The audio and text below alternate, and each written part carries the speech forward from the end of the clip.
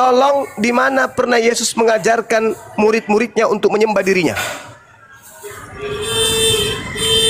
Ya secara eksplisit kan memang tidak ada Yesus memerintahkan muridnya untuk menyembah dirinya, Bang. Berarti dia bukan Yesus. Tetapi kan dia menerima penyembahan itu, Bang, ketika dia bangkit dari gua itu kan. Ya terserah kan, iblis memang mau disembah. Iblis memang mau disembah kan. Lukas 4 nomor 7 kata, Ya hadi ya bashir ya tabibi Nabiyullah khairul khalqi jami'an lahu a'la manasibi wal marati Salatullah subhanallah. Bismillahirrahmanirrahim. Assalamualaikum warahmatullahi wabarakatuh. Kaum muslimin yang dirahmati Allah, semoga Allah senantiasa curahkan segala rahmat, segala nikmat yang berkepanjangan dan tiada berhujung dari dunia hingga akhirat, insyaallah.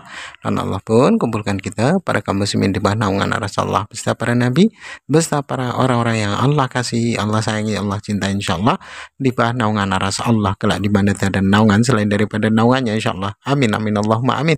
Kaum muslimin, pada kesempatan pagi hari ini saya akan mengasih sebuah video di mana video ini mengisahkan tentang bagaimana perdebatan Aki Suma yang ada dengan Kristennya nih. Dia banyak diam, tapi ketika diuraikan dalil-dalil dia membantahnya itu ya. Dan inilah salah satu dari bukti bahwasanya orang-orang Kristen itu pada dasarnya mereka enggan untuk berpikir itu. Jangankan untuk membaca isi kitabnya, untuk berpikir saja mereka enggan itu. Mereka malas gitu, karena Kristen itu agama malas. Baik, demikian kamu sih videonya. Dia kepadamu. Nah, aku harus pergi kan? Setelah aku pergi, yang datang siapa? Penghibur lain. Di mana penghibur itu? Anda lihat di dalam Yohanes 14 nomor 16. Aku akan minta kepada Bapa agar Bapa mengutus penghibur lain, penolong lain. Jadi Yesus pergi. Nah, menurut saudara, Yesus pergi, siapa yang datang setelah Yesus? Menurut Yesus di data ini, kamu tidak akan melihat aku lagi. Yang datang adalah penolong lain. Pertanyaan saya, menurut Yesus yang datang setelah Yesus pergi siapa? Ya, di ayat 17-nya, Bang, yaitu roh kebenaran. Dunia roh kebenaran tidak dapat menerima dia. Iya, oke, nanti tidak melihat dia. Sabar. Nanti. Sekarang pertanyaan saya, yang pergi Yesus, yang datang siapa? Roh kebenaran, Bang, yang datang. Roh kebenaran yang datang. Yang datang kepada Paulus siapa? Ya, roh kebenaran itu, Bang. Mana dalilnya? Akulah roh kebenaran. Siapakah engkau Tuhan? Akulah roh kebenaran. Tunjukkan dalilnya. Kena ginjalmu di sini. Ginjalmu kena di sini, Bang. Ginjalmu kena. Ayo. Aku harus pergi. Sebab kalau aku tidak pergi, roh kebenaran itu tidak akan datang kepadamu. Ayo, siapa yang datang kepada Paulus? Ya, di situ kan Yesus datang di dalam penampakan, Bang. Sekarang saya ulang lagi. Aku yang datang Yesus atau bukan Yesus yang datang? Itu kan kesaksian Paulus, Bang, kan di situ ketika dia saya ulang lagi dengan lemah lembut, dengan dialek India. Siapa yang datang menurut Yesus? Aku atau orang lain, penolong lain, penghibur lain? Ayo. Ya, kalau Abang tadi membawa ayat di Yohanes 14 ayat 16 tadi, Bang, itu yang datang itu kan Abang baca juga di ayat 7-nya, yaitu roh kebenaran kan? Iya, roh kebenaran. Betul, benar. Coba kau tunjukkan dalil kepada saya, di mana Yesus disebut roh kebenaran? Ayo. Di mana Yesus disebut roh kebenaran? Di mana? Sedangkan Yesus sendiri mengatakan, aku harus pergi. Aku harus pergi. Kalau aku tidak pergi, roh kebenaran itu tidak datang. Lah, ya mana yang datang ini roh kebenaran? Bukan Yesus kan? Aku harus pergi. Nomor 10-nya Anda lihat. Akan kebenaran. Karena aku pergi kepada Bapa dan kamu tidak melihat aku lagi. Yesus tidak dilihat lagi. Berarti yang dilihat oleh Paulus ini siapa? Nah, kalau abang berbicara tentang Paulus, bang, ya kan, di ayat yang abang bawa ini udah jelas itu roh kebenarannya itu adalah Roh Kudus, bang, kan di situ. Iya, yang datang kepada Paulus siapa? Yang datang kepada Paulus di Pulau Patmos itu siapa? Enggak ada Paulus di Pulau Patmos, bang. Di Pulau Patmos itu Yohanes, bang. Sorry. Ketika ke Damsik, yang ditemui Paulus siapa? Nah, itu kesaksian Paulus di mana dia? Enggak, saya tanya, itu siapa? Yang datang kepada Paulus itu siapa? Yesus, bang, dalam penampakannya kan di situ dia, bang. Kena di situ. Menurut Yesus, menurut Yesus yang datang setelah dia Yesus atau penghibur lain, roh kebenaran? Yang pertama, bang, Yesus mengatakan menjanjikan Roh Kudus yang akan datang, kan di situ dia. Dan kamu tidak akan melihat aku lagi. Ya, dan kamu tidak akan melihat aku lagi. Dan keduanya, ketika abang membawanya ke Paulus, ketika dia berangkat ke Damaskus, ya kan, di sana kan disitulah ya Yesus menampakkan dirinya dengan cahaya dan suara, bahkan di situ dia. Mana yang betul? Yang datang setelah Yesus terangkat siapa? Ingat, Yesus mengatakan memang ada Yesus datang setelah aku, tapi palsu. Matius 24 nomor 4 nomor 5, Lukas 21 nomor 8 sampai nomor 12. Waspadalah kepada penyesat yang datang kepadamu dengan memakai namaku dan berkata akulah Mesias. Ayo, jadi ada dua yang datang. Yang pertama adalah roh kebenaran, yang kedua adalah Yesus, tapi palsu. Sekarang yang datang kepada Paulus siapa? Begini, bang, kita harus lihat fakta, bang, terjadi saat ini, bang. Abang mungkin tidak pernah mendengar kesaksian orang-orang murtadin, bang. Ya kan, yang sekarang berkuasa, bang, itu kan Roh Kudus, bang. Nah, banyak orang-orang murtadin itu, bang, yang mendapatkan kesaksian bahwa penampakan Yesus itu datang kepada mereka sehingga mereka menjadi pengikut Yesus, bang. Saya bantah bahwa yang datang kepada mereka itu adalah iblis. Di mana dalilnya? Anda baca di dalam Matius 24 nomor 23, yang datang kepada para murtadin itu adalah iblis. Jadi apabila ada orang berkata kepada kalian ada Mesias di sini, ada Mesias di sana, jangan kamu percaya, sebab Mesias artinya apa? Yesus palsu, dan nabi-nabi palsu akan datang dan melakukan banyak tanda dahsyat dan mukjizat sekiranya mungkin menyesatkan. Jadi ada Mesias palsu datang menyesatkan orang-orang pilihan. Itu dalil. Jadi kalau ada yang murtad, kesimpulannya ketemu setan. Waspadalah ketika ada orang mengaku, aku bertemu Mesias loh, aku lagi sholat tahajud, tiba-tiba aku melihat cahaya. Oh, kata Yesus, hati-hati, itu iblis. Sebab kata Yesus, kalau aku yang datang akan diikuti tanda-tanda, aku akan nampak di tengah langit dalam rupa manusia, dan seluruh manusia akan melihat aku. Jadi kalau ada yang berkata, aku melihat Yesus di sini loh, aku melihat di sini loh, jangan kamu percaya, itu adalah palsu. Makanya yang datang setelah Yesus itu ada dua. Yang pertama adalah roh kebenaran, yang kedua adalah Yesus, tapi palsu. Yang datang kepada Paulus Yesus palsu. Yang datang kepada Ananias Yesus palsu. Yang datang kepada penulis di Pulau Patmos Yesus palsu. Yang datang kepada Kristen Yesus palsu. Yang datang kepada orang yang kebaktian, yang mengobati mujizat pakai nama Yesus palsu. Karena kalau Yesus yang asli datang, tanda-tandanya dia nampak di tengah langit. Seluruh manusia di bumi akan melihatnya, bukan satu orang lihat. Aku umroh loh, lalu aku lihat orang gondrong di atas Ka'bah. Ngapain? Dia memanggil-manggil aku pakai jubah putih, wajahnya bersinar. Itu siapa? Yesus. Wah, halilintar. Bagaimana mungkin? Sedangkan Yesus berpesan, kalau ada orang mengaku melihat aku, jangan kamu percaya. Jangan kau percaya. Kata siapa? Kata Yesus. Maka kami tidak percaya. Kalau ada, kenapa kamu murtad? Aku sudah sholat tahajud, bang. Terus ada cahaya. Lalu pintu saya diketuk. Lalu ada orang tinggi pakai jubah putih, mukanya bercahaya.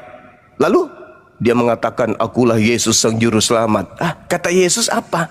Jangan kamu percaya, itu setan, itu penyesat. Tapi jangan terlalu jauh bang, jangan terlalu jauh. Kembali aja ke tema yang tadi itu, bahwa Yesus mengatakan kepada Yahudi, jangan percaya kalau ada yang datang mengaku bertemu dengan Yesus. Jangan percaya kalau ada yang datang memakai namaku. Nah, orang Yahudi percaya enggak kepada Kristen? Enggak. Kalau orang Yahudi saja tidak percaya kepada Kristen, hanya diberikan tempel ludah, bagaimana kami Islam? Halilintar.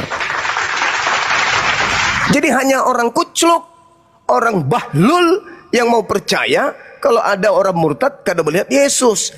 Itu berarti dia tidak pernah belajar Bible, dia tidak belajar Al-Quran.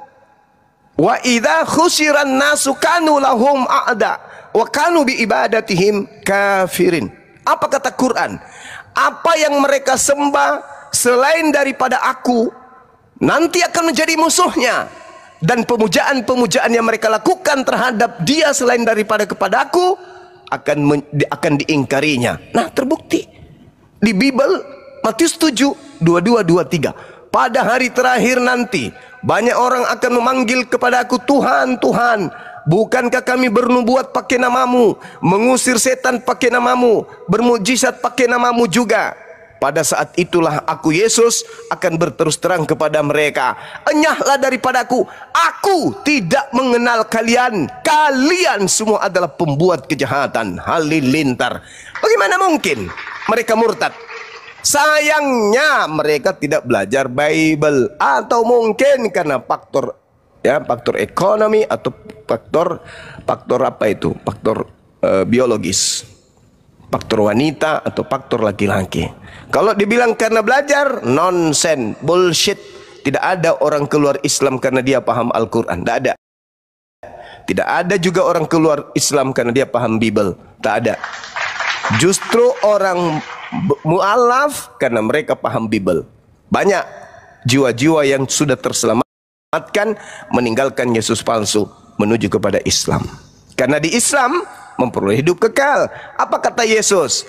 Hidup kekal itu adalah mereka mengenal Engkau satu-satunya Tuhan yang benar, dan mengenal Yesus Kristus yang Engkau utus. Yesus mau dikenal sebagai apa supaya kita memperoleh hidup? Sebagai utusan. Di mana itu boleh diterima? Yahudi? Enggak. Buddha? Enggak. Hindu? Enggak. Bagaimana di Kristen? Kristen munafik. Kenapa munafik? Dia mulutnya mengatakan Yesus utusan, tapi itu cuma di mulut. Tengok hari Minggu di gereja dia sembah siapa? Yesus. Berarti mulut mengatakan Yesus utusan, tapi praktiknya Yesus itu Tuhan. Berarti mereka pembohong, penipu, munafik. Kalau di Islam gimana? Yesus itu utusan Tuhan? Ya, utusan Tuhan. Bisa berubah nggak naik level jadi Tuhan? Enggak.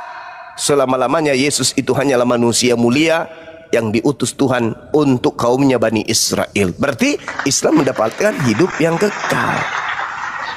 Nah, itulah makanya banyak yang mu'alaf. Demikian.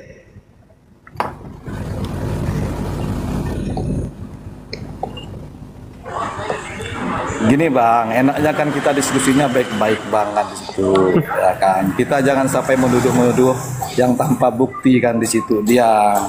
Dan kita juga bisa melihat kehidupan orang-orang yang murtad, ya kan, yang menerima Yesus itu.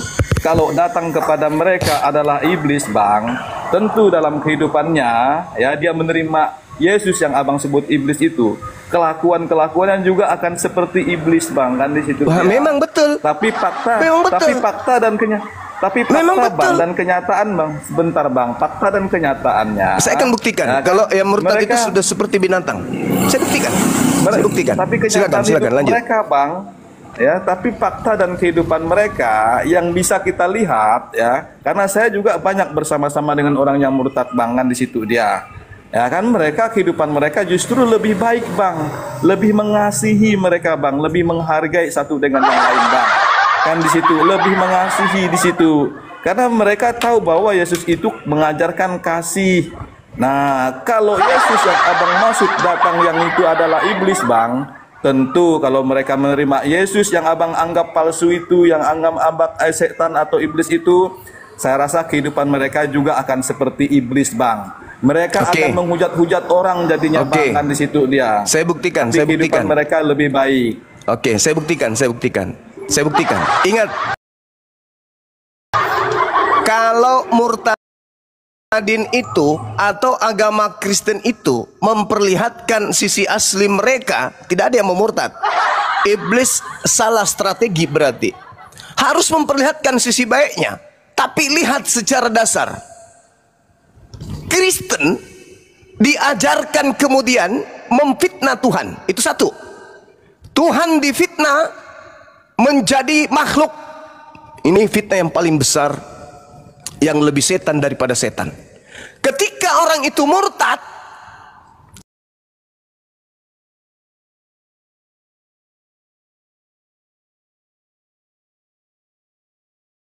bunuh oleh manusia, fitnah keji terhadap Tuhan. Yang kedua, dia seperti iblis. Kenapa dia seperti iblis? Kalau dalam Al-Quran, ya ayuhan nas kulu mimma fil ardi halalan thayyiba wala tattabi'u khutuwati syaitan innahu lakum aduwwum mubin. Kalau dalam Al-Quran, wahai manusia, makanlah yang halal yang dari bumi. Jangan kau mengikuti langkah setan, karena setan itu musuh bagimu. Nah, siapa yang punya karakter selalu menghalalkan seluruh makanan, itu adalah iblis. Orang murtad yang tadinya tidak makan segala, begitu dia keluar dari Islam, kapal selam pun mereka makan. Aspal digulung, kasih bumbu di dalamnya, makan. Mobil truk campur kecap, campur saus, direbus, dimakan. Dia sudah berkarakter seperti setan, seperti binatang. Binatang buas, manusia pun bisa dimakannya kalau dia sudah murtad. Sesuai dengan dalil ya, sesuai dengan dalil. Saya tidak ngada-ngada. Kamu boleh makan daging yang kau beli di pasar daging tanpa kau harus memikirkan ini daging apa. Apakah daging kucing, daging monyet, daging kera, atau daging manusia. Itu fakta.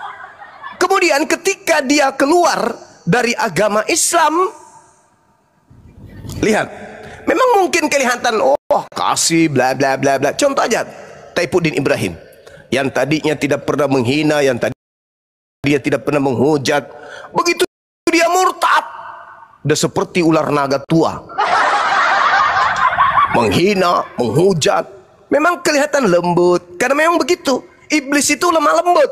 Iblis tidak bisa menjatuhkan Adam kalau dia tidak datang tampil dengan pola yang baik dan menarik. Orang-orang yang sudah kerasukan setan, bagaimana bisa memperlihatkan ke sisi baiknya supaya bisa mempengaruhi yang lain untuk murtad? Tapi dasar pijakannya itu sudah sah. Pasti sah, mereka adalah keturunan iblis. Kenapa? Saya kasih data. Orang Kristen diajarkan memfitnah Adam, bahwa Adam sudah mewariskan dosa kepada keturunannya. Kalau Anda melihat di dalam Al-Quranul Karim, di situ jelas iblis itu adalah musuh nyata bagimu. Anda lihat dalam kitabnya Yahudi yang dicuri oleh orang Kristen, di dalam Kejadian 3 nomor 15, jelas, aku akan mengadakan permusuhan antara keturunanmu wahai iblis dan keturunannya Adam. Jelas itu.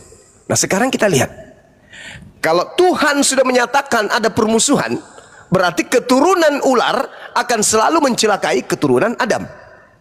Pertanyaan saya, Kristen ini keturunan siapa? Sampai Kristen mengatakan Adam, manusia mulia ini, itu mewariskan dosa kepada keturunannya. Dari mana Kristen mendapatkan ilmu itu? Karena Tuhan tidak pernah mengajarkan. Al-Quran tidak pernah mengajarkan. Bible kitabnya Yahudi yang mereka ambil secara tidak sah tidak mengajarkan. Di dalam Kejadian 1 nomor 28, laki perempuan aku berkati dia. Kejadian 5 nomor 2, Adam dan anak-anaknya keturunannya aku berkati. Nggak ada di kutu Adam itu, nggak ada. Malah diberkati. Begitu juga di Al-Quran. Di Al-Quran juga Adam, wa talaqa Adam min rabbih kalimatin fataba alaih. innahu huwat tawwabur rahim. Al-Quran dan kitabnya Yahudi, Adam dan keturunannya diberkati. Tapi aliteng dari kuasa gelap, mereka dicuci otaknya untuk memfitnah Adam, bahwa Adam itu telah mewariskan dosa kepada keturunannya, sehingga harus ada tumbal di atas pohon untuk menebus mereka semua. Ini ajaran dari mana? Kalau bukan dari setan, lalu dari siapa? Yang memfitnah Adam di atas muka bumi ini, itu ajaran dari mana? Dari setan atau dari Tuhan? Itu aja pikirkan dulu. Jadi kalau Anda mengatakan murtad itu baik, memang harus baik, harus memperlihatkan, selamat pagi, nama saya tadinya adalah Maryam, sekarang adalah Shirley, sekarang sudah, tadinya namaku Abdullah, sekarang namaku Marten. Dulu aku kasar, sekarang aku lembut loh. Ujung-ujungnya mau Indomie, mau aku baptis. Hah? Kalian lupa pijakan, kalian lupa sejarah. Kristen nuzul di atas muka bumi pertiwi ini melalui penjajahan. Kristen Katolik berasal dari negara-negara penjajah, Belanda dan juga Portugis. Dua agama penjajah terbesar di atas muka bumi inilah yang menetas di Indonesia yang kita cintai ini. Lahirlah Kaliang. Pakai otak. Sekarang setelah mereka membuat jutaan wanita menjadi janda, jutaan anak menjadi yatim piatu, cuci tangan mereka. Lalu mereka mengatakan apa? Kami ajaran kasih loh. Sini biar kutampar pakai panci. Kasih nggak? Pasti kau balas. Berani nggak kalian mengatakan kami ajaran kasih pada saat Belanda menjajah? Berani nggak? Nggak berani. Tak ada sejengkal tanah di atas muka bumi ini yang lolos dari mereka yang mengatakan ajaran kasih. Pola yang mereka gunakan untuk menyebarkan agamanya gimana? Pertama bom dulu, boom, jajah, angkat tangan, itu dulu. Setelah wilayah jajahan mereka itu ketakutan, cemas, miris, kelaparan, haus, tidak ada tempat berlindung lagi, tidak ada tempat pijakan lagi, terkesan sangat menderita. Datanglah kemudian manusia-manusia munafik. Shalom, selamat pagi, kami datang anak-anak Tuhan, ingin membagikan kelambu dengan selimut, dengan piring beserta tahu tempe. Kumpulkan semua masyarakat yang masih bisa diselamatkan. Besok kami akan datang lagi bersama dengan penatua. Begitu, jadi diteror dulu, ketepak. Setelah orang itu sudah was-was, kelaparan, datanglah kemudian, bagi-bagi Bible. Dikasihlah. Apa yang dikasih? Isinya ajaran kasih, kasihilah musuhmu, kasihilah temanmu, kasihilah sesamamu. Alah, itu jordol, itu joros. Setelah mereka melakukan penekanan, membuat orang takut, teror di mana-mana, pembunuhan di mana-mana, baru dia datang dengan muka manis. Selamat pagi, Salmon. Kami ini utusan dari gereja, ingin memberikan bantuan kepada kalian. Yang melakukan pembunuhan kalian juga kok. Itu polanya. Sekarang ente mengatakan, aku melihat ketika mereka menjadi murtad, mereka yang tadinya ini sekarang baik-baik. Ya baik orang, gimana nggak baik, orang mayoritas Muslim. Coba lihat di negara-negara yang mayoritas oten, bagaimana perlakuan mereka, kelakuan mereka. Alamak. Jadi jangan merasa sok cantik di sini, jangan. Para penghujat itu pada berlarian keluar dari negara ini. Untuk apa? Untuk menghina, menghujat. Satu-satunya agama yang dianut oleh orang-orang yang ingin menggulingkan umat Islam di Indonesia ini hanya agamamu. Orang-orang yang beragama samamu, Sopiatul, berkongko-kongko di luar. Bagaimana bisa menggulingkan Islam di Indonesia? Kita harus menggulingkan Islam. Harus dihilangkan Islam itu. Indonesia harus bangkit. Tidak bisa bangkit kalau masih ada Islam. Lupa ente. Yang mengusir penjajah majikan kalian adalah Islam. Lupa kalian. Nah, justru yang harus kalian pertanyakan pada diri kalian ini, Kenapa kalian beragama sama seperti agama penjajah? Tanya pada diri kalian, ada apa? Ada apa? Kok kamu bisa beragama sama dengan agamanya para penjajah? Ada apa? Kakek nenekmu dulu ngapain? Ketika ada penjajah datang ke Nusantara, kakek nenekmu sebagai apa? Kok bisa?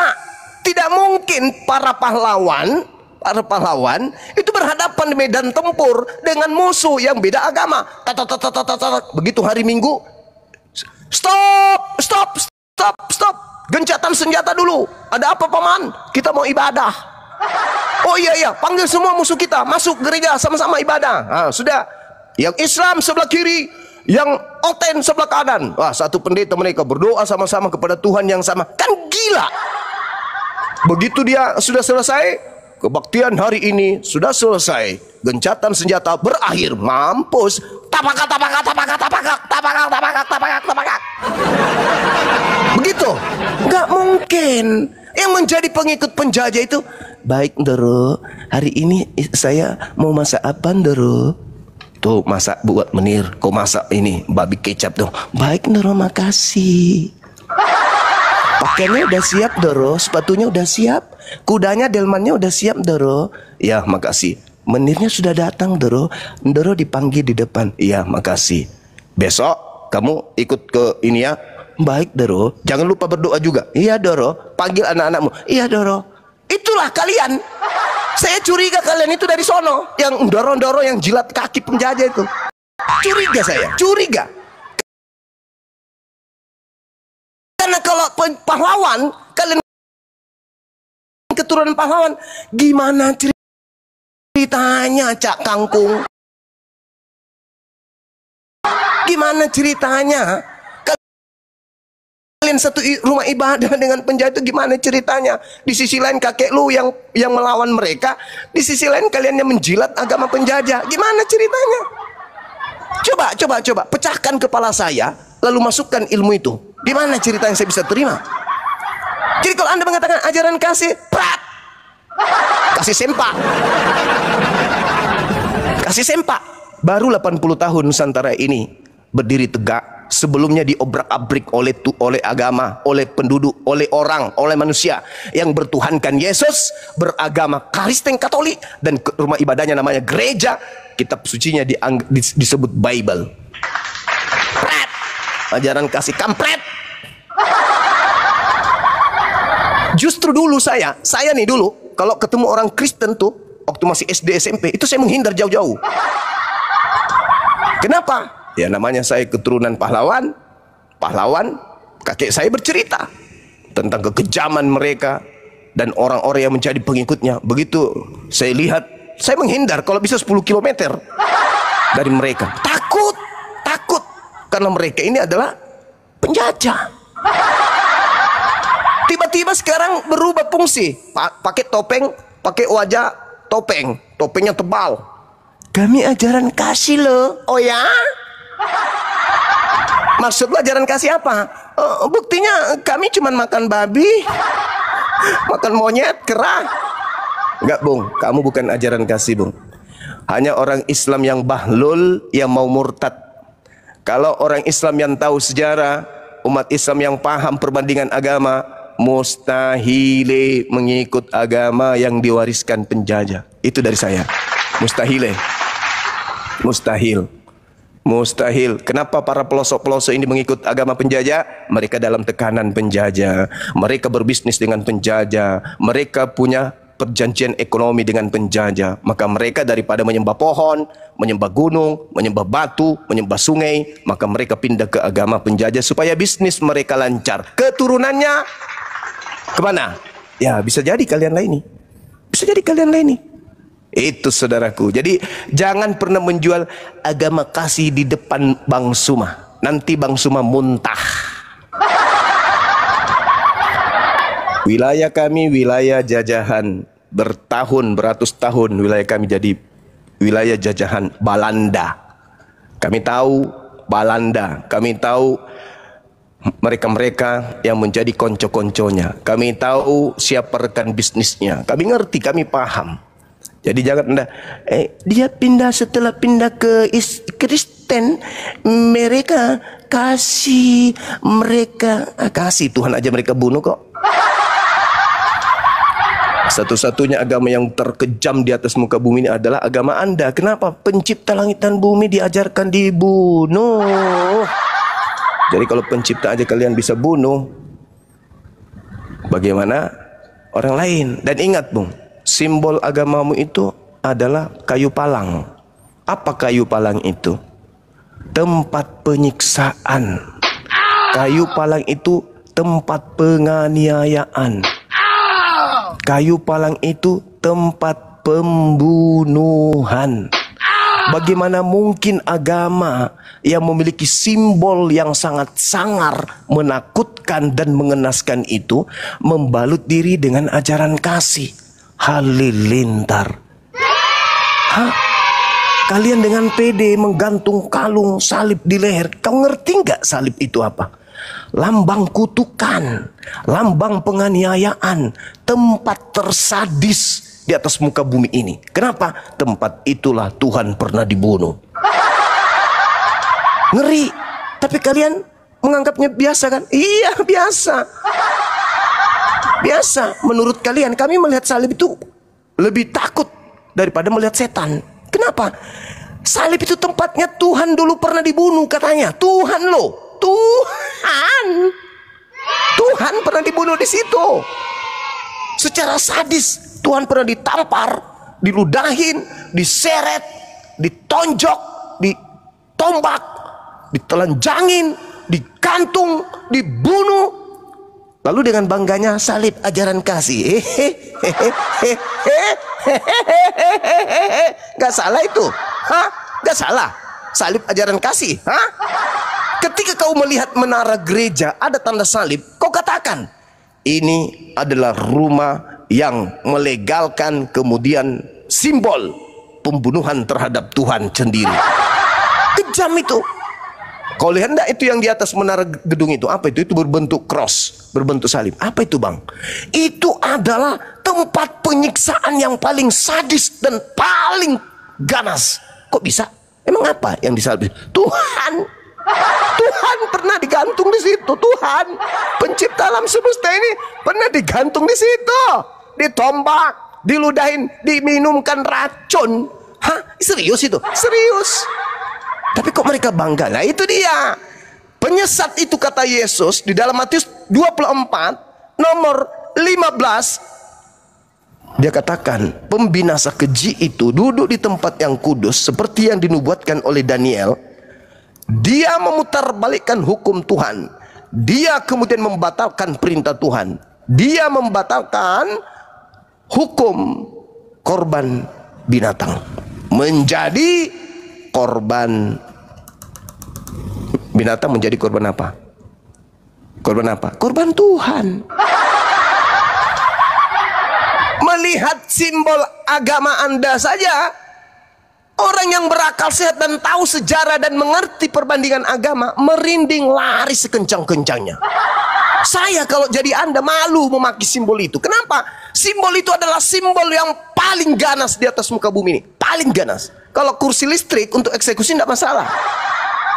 Kalau dianggap sebagai senapan panjang atau pistol, wah itu kebanggaan. Tapi ini bentuk cross itu apa? Itu apa itu bentuk cross itu? Sebelah kiri tangan kiri, sebelah kanan adalah tangan kanan. Paling atas kepala Tuhan, ke bawah kaki Tuhan. Ngapain? Dia niaya bos. Dia niaya. Tuhannya di situ, ada semuanya, segala penyiksaan ada di situ. Jadi bagaimana mungkin dikatakan kasih? Lambangnya aja lambang penyiksaan. Lambangnya aja itu menggunakan tempat penyiksaan. Lambangnya aja tempat pembunuhan. Bagaimana mau dikatakan kasih? Hah? Kamu agamamu kasih? Iya, lambangnya apa? Salib. Apa itu salib? Tempat penyiksaan Tuhan. Tuhan yang disiksa. Bukan manusia, bukan penjahat, tapi Tuhannya mereka siksa. Jadi kalau orang-orang yang Tuhannya disiksa, lalu kemudian bermuka manis kepada kita, lemparin teh sapi. Palsu itu, palsu. Tuhan aja mereka lumat kok, apalagi kita. Palsu itu. Mereka bermanis-manis mungkin karena mereka minoritas. Tunggu, kalau mereka menjadi mayoritas, sudahlah, Tuhan aja dibunuh. Sekira begitu, Bung. Jadi tinggalkan narasi-narasi, apalagi kalau sama saya. Mereka murtad, mereka kasih pret. Sekali lagi pret. Pret. Mungkin mereka murtad karena di Kristen tidak dibatasi istri itu cukup satu. Mungkin mereka murtad karena di Kristen semua makanan halal. Semua yang masuk ke dalam mulut halal. Narkobeng, oli, bensin, solar halal. Semua masuk ke mulut halal. Mungkin di situ tidak ada aturan haram di Kristen. Semua halal. Bisa jadi karena itu dia masuk di agama Anda. Tapi kalau dibilang karena kebenaran, pret. Semua palsu. Kitabnya tidak ada legitimasi dari Yesus. Yesus disembah, tidak ada legitimasi dari Yesus. Ibadahnya hari Minggu, tidak ada legitimasi dari Yesus. Nama agamanya Kristen, tak ada legitimasi dari Yesus. Jadi apa yang diandalkan? Apa-apa? Bermuka manis doang. Itu yang mau menyelamatkan. Pret. Jadi sekali lagi, maafkan saya paling tidak suka mendengarkan aliteng kalau mengatakan kami ajaran kasih. Mending bahas yang lain. Jangan kau perdengarkan saya Kristen agama kasih, Kristen jangan Bung, jangan. Karena saya hidup berasal dari tempat yang dikelilingi oleh orang oten. Jangan.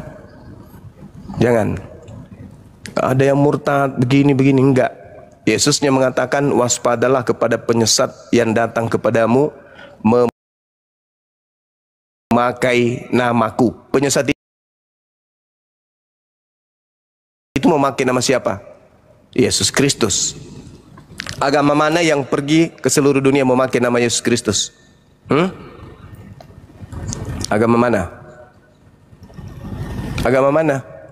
Buddha enggak, Hindu enggak, Islam apalagi, Yahudi apalagi. Satu-satunya agama apa? Agama kasih. Saya kira begitu teman-teman. Saya masak dulu, aku mau masak Indomie campur kopi. Lanjut. Assalamualaikum warahmatullahi wabarakatuh. Dinda Al-KTP, Masya Allah. Ya, waalaikumsalam Guru Daku. Iya. Assalamualaikum warahmatullahi Waalaikumsalam Dinda Dito. Berkelah semuanya yang ada di sini. Dinda Temon. Lanjut. Ya, Pak Baktu. Oke Bang, ya. Oke Bang Blender, memang sangat menyakitkan kalau diskusi dengan Bang Cuma ini ya. Tapi walaupun demikian, ya itu suka-sukanya dialah ya kan di situ. Saya terima aja apa yang saya dengar, apa saya simak ya dari penjelasannya yang sudah bermenit-menit tadi kan di situ dia. Nah mungkin itu pemikiran dari Bang Cuma dan itu sah-sah sajalah menurut dia kan. Nah cuman bagi saya ya kan, untuk saya hanya sekedar mempertanggungjawabkan iman saya kan di situ dia. Ketika Bang Blender mengajak saya diskusi di sini Bang Blender kan di situ. Kalau masalah makanan Bang Blender ya kan di situ. Yesus sendiri juga yang mengatakan bahwa semua makanan ini boleh kamu makan Bang. Di situ kan Yesus hanya menekankan kebersihan hati. Ya bukan ritual lahiriah lah di situ. Mengajarkan mulai bohong menajiskan Yesus lagi dipitnah. Di mana Yesus menghalalkan makanan? Nah, inilah mental. Saya gini Bang. Mana dalilnya Yesus menghalalkan semua makanan? Ya di dalam Markus 7 ayat 19 itu kan sudah jelas Bang. Itu bukan ucapan Yesus, itu ucapan Markus. Aduh. Lah, dengan demikian Yesus telah menghalalkan segala makanan. Itu ucapan siapa? Ya, itu ucapan Yesus yang ditulis oleh Markus Bang, kan di situ dia. Masolang generasi. Markus. Itu ucapan Markus. Sedangkan Markus itu murid Paulus. Alamak. Iya. Alamak. Tapi kan yang ditulis itu kan sesuai dengan peristiwa Bang kan di situ. Ya, lalu saya mau diskusi dengan abang nggak percaya sama sekali dengan apa yang disampaikan oleh bukan. Saya menolong Anda supaya Anda itu belajar. Saya keras tapi saya mengajarkan kebenaran. Daripada saya berlembut-lembut tapi menyesatkan, mending saya keras. Anda memfitnah Yesus dengan mengatakan Yesus menghalalkan segala makanan. Ingat, Yesus dalam Matius 5 nomor 19, barang siapa yang meniadakan setitik pun dari hukum Taurat, meskipun yang paling terkecil, lalu mengajarkan kepada orang lain, dia akan menempati neraka. Ente di sini tanpa rasa malu, tanpa ada beban, dengan berani mengatakan Yesus telah menghalalkan segala makanan. No, bullshit, itu penipuan, itu fitnah. Lukas 16:17 kata Yesus, lebih mudah langit dan bumi lenyap daripada setitik dari hukum Taurat itu dibatalkan. Kata Yesus. Jangan kau fitnah Yesus, bang. Dia manusia murni, dia manusia yang menerima firman Tuhan mengajarkan keselamatan. Jangan kau fitnah hanya karena nafsu kekristenanmu. Mungkin yang menghalalkan seluruh makanan itu Yesus yang keluar dari kubur, mungkin. Tapi kalau Yesusnya Yahudi yang datang mengajarkan Taurat kepada mereka, dia berpesan dalam Matius 23 nomor 1 nomor 2, apa kata Yesus? Orang Farisi, ahli Taurat, telah menduduki kursi Musa. Dengarkan apa yang mereka katakan, tapi jangan kau mengikuti pekerjaan mereka, sebab mereka berkata tapi mereka tidak mempraktekkan. Jangan. Jadi kalau Anda mengatakan Yesus menghalalkan semua makanan, itu karena nafsumu sebagai Kristen. Tidak ada Yesus menghalalkan seluruh makanan, gak ada. Yesus justru mengatakan orang yang menghalalkan makanan, menghalalkan babi, dan mengajarkan kepada orang lain untuk menghalalkan babi, maka dia akan menempati tempat terhina dalam kerajaan langit, yaitu neraka. Matius 5 nomor 19, itu dalil. Dan Yesus berkata dalam Yohanes 12 nomor 49 nomor 50, aku tidak berkata-kata dari diriku sendiri. Apa yang aku katakan adalah apa yang diperintahkan oleh Bapa untuk aku katakan, aku sampaikan. Dan firman yang aku sampaikan itu adalah hidup yang kekal. Jangan kau rubah-rubah. Jangan kau rubah. Jangan belajar kau merubah dan memfitnah Yesus dengan kejam seperti itu. Markus 9 yang Markus 7 yang kau sampaikan tadi itu bukan ucapan Yesus. Saatnya Anda belajar. Jangan membawa narasi-narasi gereja di hadapan kami. Coba kamu lihat datanya lagi. Kamu pelototin dalilnya di data nomor 19 itu perkataan Markus. Dengan demikian Yesus menyatakan semua makanan halal. Itu adalah ucapan Markus, asisten Paulus. Jangan kau biasakan seperti itu, bang. Jangan kau bawa mental penyesat ke sini. Coba. Saya membawa kitab suci saya, ya, bang. Ya, silakan Anda buka. Silakan Anda buka Markus 7 nomor 19. Apakah itu ucapan Yesus atau ucapan Markus? Ya, ini ucapan Yesus, bang, yang tulis oleh Markus kan di situ. Alamak, sudah sulit ini, sulit. Yang mengatakan bahwa sulit ini, sulit. Segala makanan itu halal, bang, kan di situ dia. Sulit. Yang itu ucapan Markus. Ya. Yang menajiskan itu adalah kejahatan dari hati kita. Aduh. Kan apa yang dimakan di situ, bang. Yang disebut jahat ini kan itu, kitab suci saya loh, bang. Yang disebut jahat di situ adalah yang melanggar firman Tuhan, itu yang jahat, bukan munafik. Bermanis-manis tetapi hukum Tuhan dilanggar, itu munafik. Sekarang di Anda mengatakan itu ucapan Yesus, padahal jelas di situ dunia tidak bisa dibohongi. Dengan doktrin Anda nggak bisa. Kebenaran itu harus diungkapkan. Kalau Anda mengatakan itu kitab Anda, justru itulah Anda harusnya lebih paham daripada kami. Tapi kenapa kami yang lebih paham? Markus 7 nomor 19 itu ucapan pengarang, bukan ucapan Yesus. Coba Anda buka. Ada Bible kan di situ? Ya, tapi gini, bang, memang itulah yang tertulis di dalam kitab suci. Memang saya, tertulis. bang, Yang tertulis itu adalah Markus yang mengatakan itu, bukan Yesus. Nah, tuh. Dibesarkan saudara Alkitab biar ditunjukkan.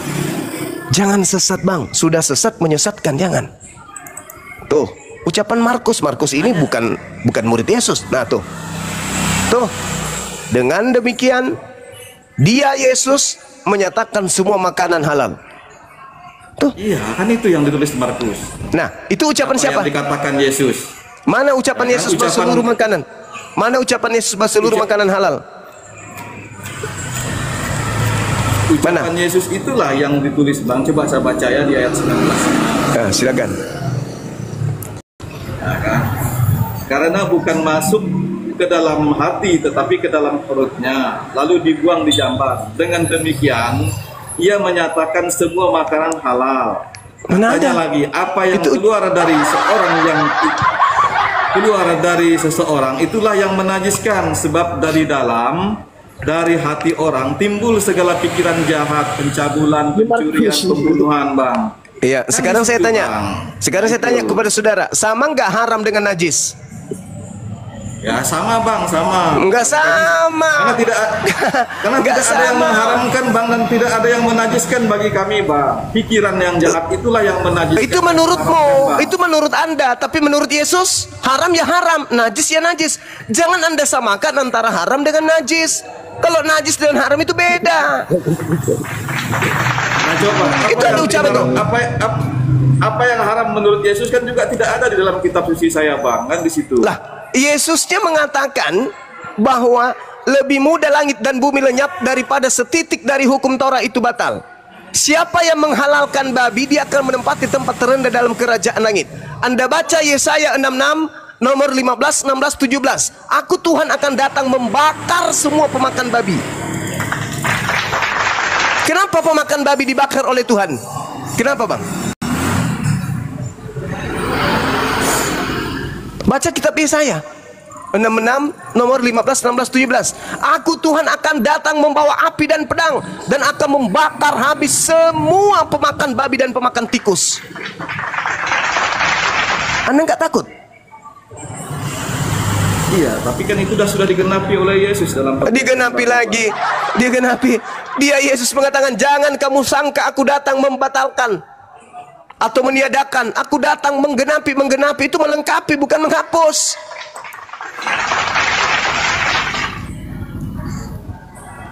Aku akan datang membakar semua pemakan babi dengan api.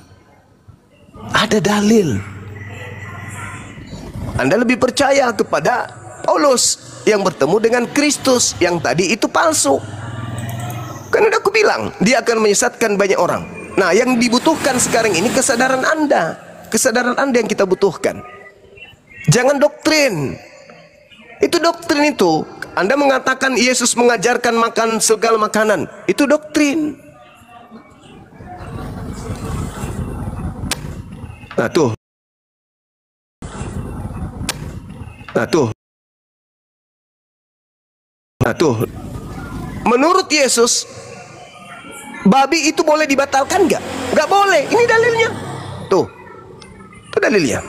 Nggak boleh.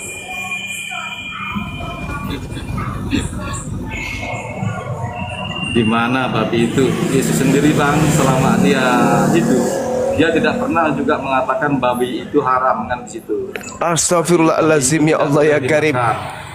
Di mana dalam perjanjian baru, Bang, Yesus mengatakan babi itu tidak boleh dimakan, Bang? Saya perlihatkan data Yohanes 14 nomor 31. Apa ucapan Yesus di sana? Yesus yang mengatakan begini. Akan tetapi dunia harus tahu bahwa aku mengasihi Bapa dan bahwa aku melakukan segala sesuatu seperti yang diperintahkan Bapa kepadaku. Apa yang diperintahkan Bapa kepada Yesus? Halal babi atau haram babi? Iya, itu kan memang perintahnya di dalam perjanjian lama, tapi dalam perjanjian baru itu kan sudah digenapi. Sekarang perjanjian baru ini, yang mengatakan tadi, saudara, yang mengatakan perjanjian baru ini firman siapa? Firman Yesus, Bang. Firman Yesus. Hei, saudara, Yesus itu terakhir menyampaikan firman di tahun 33. Kitab Anda itu ditulis di atas tahun 50. Mereka menuliskan kesaksian orang yang mereka kumpulkan. Sementara Yesus terakhir mengajar tahun 33.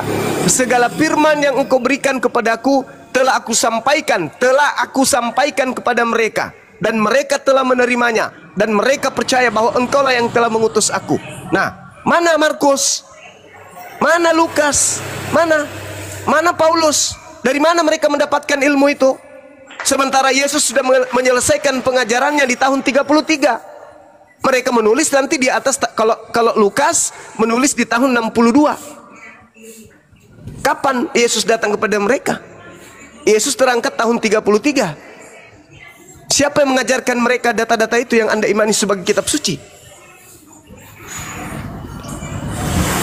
Itu kan yang sudah diajarkan oleh Yesus kan di situ. Di mana Walaupun- abangku? Yesus tadi kan saya sudah katakan, Yesus nanti datang setelah dia terangkat ke bumi, ketika dia diikuti tanda-tanda. Kalau bukan Yesus yang datang, tanda-tanda itu tidak ada. Yang datang penyesat. Waspadalah kepada penyesat yang datang kepadamu memakai namaku. Berarti ada Yesus yang datang, tapi penyesat, palsu. Nah, Anda mengatakan mereka menuliskan dari firman Yesus. Yesus yang mana? Yesus yang asli sudah tamat ajarannya sebelum dia terangkat ke langit. Segala firman yang engkau berikan telah aku sampaikan kepada mereka, dan mereka telah menerimanya. Telah, berarti nggak ada lagi. Nggak ada lagi ucapan dari Yesus, nggak ada lagi. Iya, Yang datang udah selesai ya. Udah selesai. Udah tamat. Ada nggak? Kan di situ. Cuma itu yang selesai dan tamat itu dituliskan Bang supaya kami ini tahu gitu Bang. Aduh, Kan di situ dia. aduh. Ya, Yesus kalau nggak itu dituliskan Yesus itu, saudara, Yesus itu terakhir menyampaikan sabda di tahun 33.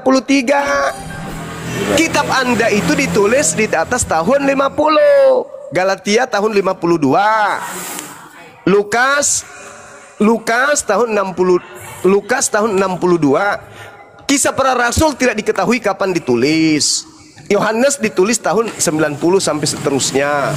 Ada yang mengatakan tahun 40. Nah, sekarang permasalahannya antara Yesus terangkat ke langit tahun 33 lalu ditulis tahun 60-an, bahkan ada yang ditulis tahun 90-an sampai 110. Dasarnya untuk mengatakan kevalidan, kesahihan, kebenaran ucapan Yesus di tahun 33 nanti ditulis di tahun 90 atau tahun 60 itu apa? Apa yang menjadi dasar pijakan bahwa tulisan mereka ini benar? ya dalam kitab suci saya ini Bang, kan apa yang mereka tulis, apa yang mereka lihat, apa yang mereka raba, itulah yang mereka tulis Bang tentang firman yang hidup itu Bang. Oh, Tentang berarti Yesus menurut itu, Bang. Berarti menurut saudara kitab Anda itu ditulis pada saat Yesus mengajar. Belum. Ah, Kan setelah dia itulah terangkat, yang saya Bang. tanya. Itulah yang saya tanya, Kan belum apa dituliskan. dasarnya? Itulah yang saya tanya, apa dasarnya? Anda mengatakan tulisan mereka betul, sementara mereka tidak menulis pada saat ada Yesus, dan Yesus tidak memberikan validasi kepada tulisan mereka. Ya perintahnya kan sudah ada Bang, kan di situ dia dalam Matius 28 di situ. Beritakanlah firman sampai ke ujung bumi. Itu kan satu perintah amanat agung di situ Bang. Nah, itulah Matius yang 28, ditulis. saudara, Matius 28 itu justru membuktikan itu bukan Yesus. Contoh, Matius 28 nomor 19. Pergilah ke seluruh dunia, jadikanlah seluruh bangsa menjadi muridku.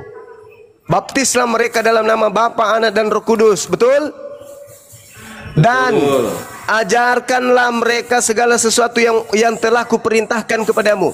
Tolong tunjukkan perintah Yesus. Kalau yang datang, yang keluar dari kubur itu adalah Yesus, tolong di mana pernah Yesus mengajarkan murid-muridnya untuk menyembah dirinya? Ya secara eksplisit kan memang tidak ada Yesus memerintahkan muridnya untuk Berarti dia menyembah bukan dirinya Bang. Yesus. Berarti dia bukan Yesus. Tetapi kan dia menerima penyembahan itu Bang ketika dia bangkit dari gua itu kan. Ya, kan menemui terserah kan, murid-muridnya. iblis memang mau disembah. Iblis memang mau disembah kan. Lukas 4 nomor 7 kata iblis, Yesus, kalau kau sembah aku, segala kuasa akan kuberikan kepadamu. Memang iblis mau disembah. Sekarang permasalahannya, ajarlah mereka melakukan segala sesuatu yang telah kuperintahkan. Mana perintah Yesus menyembah dirinya? Enggak ada. Berarti ini bukan Yesus. Mana perintah Yesus agar manusia kemudian makan babi? Ada? Enggak ada. Berarti ini bukan Yesus. Berarti yang memerintahkan kalian ibadah minggu ini bukan Yesus asli. Karena Yesus yang asli tidak pernah memerintahkan untuk ibadah hari Minggu. Ajarlah mereka melakukan segala sesuatu yang telah aku perintahkan kepada kalian. Kalau aku Yesus asli, berarti aku sudah pernah memerintahkan ibadah minggu. Mana? Buktikan. Yesus asli memerintahkan ibadah minggu. Ada? Enggak ada. Berarti yang memerintahkan ibadah minggu itu Yesus lain. Silakan Al-KTP, silakan Dek, silakan. Kayaknya saudara kita ini mumet kalau dengan saya, dia tidak paham. Silakan. Nah, demikian tadi yang musim ini mana perdebatan itu berlangsung dan yang pada akhirnya digantikan oleh KTP yang baru saja masih Islam. Ya itulah. Kenapa? Dari apa yang disampaikan Aki Suma itu memang memerlukan apa ya, pemikiran ekstra gitu. Kalau tidak tajam-tajam dalam kita menelaah, tidak tajam-tajam kita mencermati, itu memang bingung apa yang disampaikan Ahizuma ini. Karena apa? Di samping ayat itu juga ada narasi gitu ya, dan yang disampaikan itu betul, disampaikan itu benar gitu. tidak ada salah gitu, memang begitulah adanya gitu ya.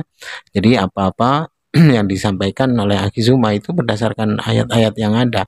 Jadi karena Yesus ini kan adalah seorang nabi yang dimana estafet kenabian itu daripada nabi itu sampai ke tangannya. Tentu ketika nabi-nabi terdahulu tidak memakan babi, Yesus pun tidak akan makan babi, tidaklah mungkin akan menganjurkan kaumnya untuk memakan babi, karena itu adalah sesuatu yang dilarang oleh Allah. Bahkan sampai orang-orang Yahudi saat ini pun tidak memakan babi gitu ya. Kalau orang-orang Yahudi yang benar-benar Yahudi, berbeda kalau Yahudi KW, Yahudi yang hanya ikut-ikutan, sudah campuran sama orang-orang barat, yang makan babi mereka, walaupun Yahudi tetap makan babi gitu ya, karena menganggap bahasanya Yesus itu termasuk Tuhan bagi mereka gitu ya. Walaupun mungkin tidak sepenuhnya mereka itu mempercayai, tapi orang-orang Yahudi itu sudah menjadi liberal, sudah menjadi sekuler gitu, jadi apapun dimakannya. Itu banyak juga orang-orang Yahudi di luar sana itu yang memakan babi itu banyak ya. Jadi bohong kalau orang Yahudi itu tidak makan yang haram-haram, itu bohong.